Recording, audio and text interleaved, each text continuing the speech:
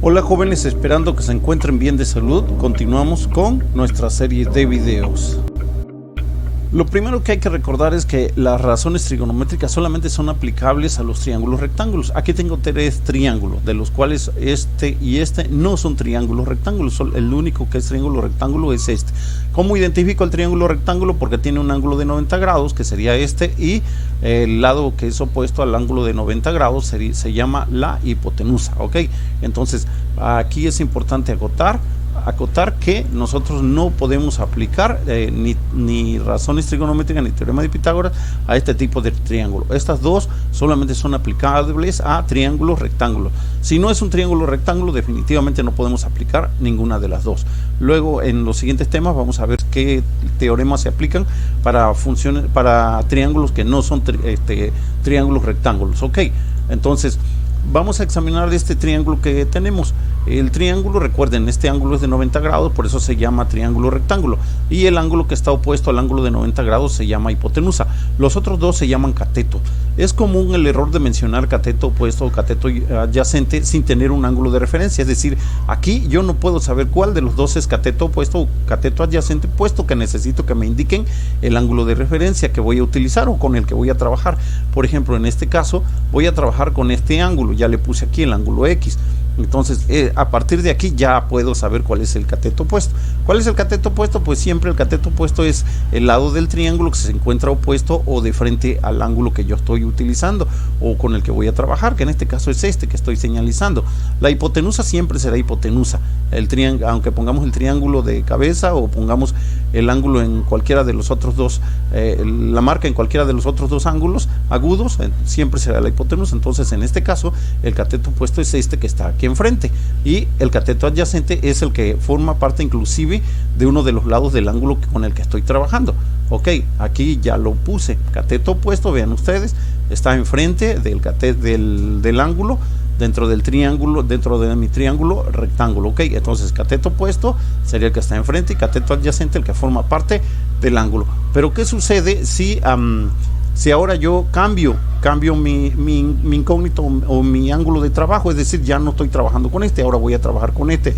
¿Cómo sé que voy a trabajar con este? Porque es el que estoy indicando. Entonces, ahora ya cambia. ¿Qué es lo que cambia? Que el cateto opuesto ya no es este que está aquí, sino este que está acá enfrente de él. Vean, observen ustedes que debe de estar enfrente del ángulo con el que voy a trabajar. Ese será mi cateto opuesto. Ok, aquí ya lo señalicé, mi cateto opuesto. Y obviamente el lado que forma inclusive parte del ángulo con el que voy a trabajar se llama cateto adyacente. Vean que la hipotenusa sigue sin moverse, no importa cuál de los dos ángulos marque yo con el que voy a trabajar. Ok, entonces es importante esta observación, porque si no tenemos estos ángulos de referencia o los ángulos con el cual vamos a trabajar, va a ser imposible ubicar perfectamente nuestras fórmulas. Ok, vamos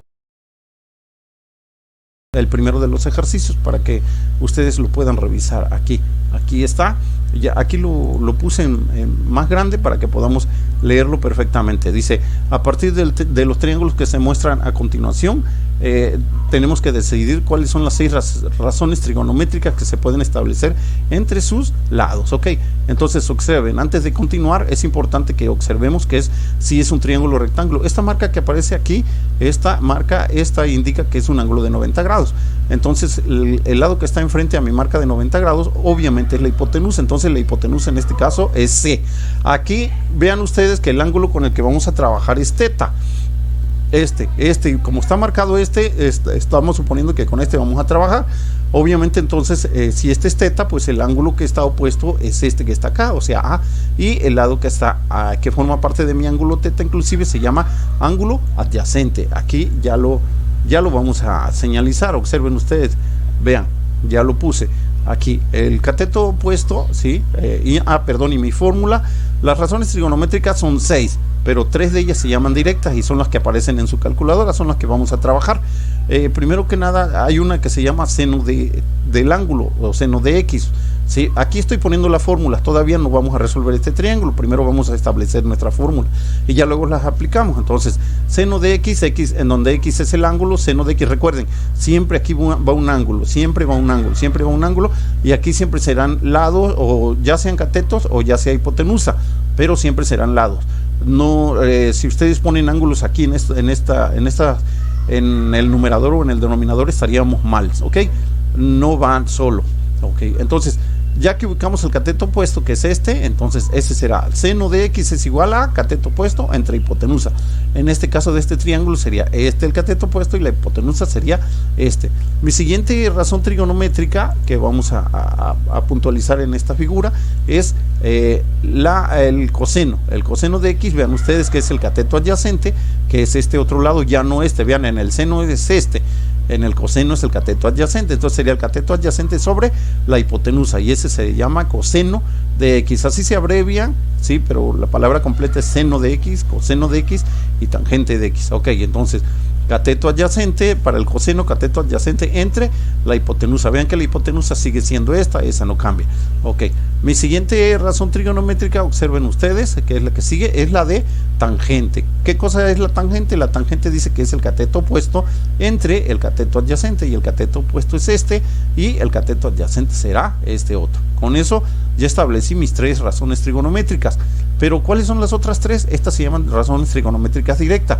¿Cuáles serán las otras tres? Bueno, las otras tres se les conoce así porque prácticamente son las mismas razones trigonométricas que ya estamos viendo, pero en sentido inverso, por eso se llaman inversas.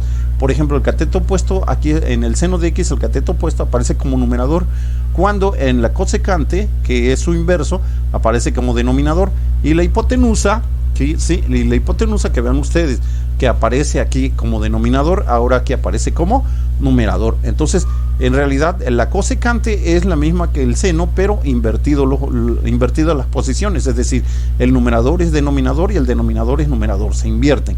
Lo mismo sucede con nuestras otras funciones trigonométricas. En este caso, aquí estoy señalizando la del coseno, que su inversa sería la secante. La secante, vean que el coseno está como numerador, ahora aquí aparece como denominador.